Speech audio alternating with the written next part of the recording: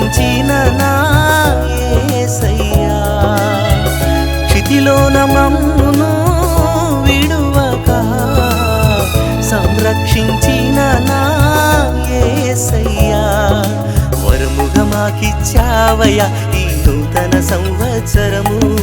విరివిగా నిన్ను స్తుతింతును నీ మేలులను స్మరించుచు వరముగా మాకిచ్చావయ్యా ఈ నూతన సంవత్సరము విరివిగా నిన్ను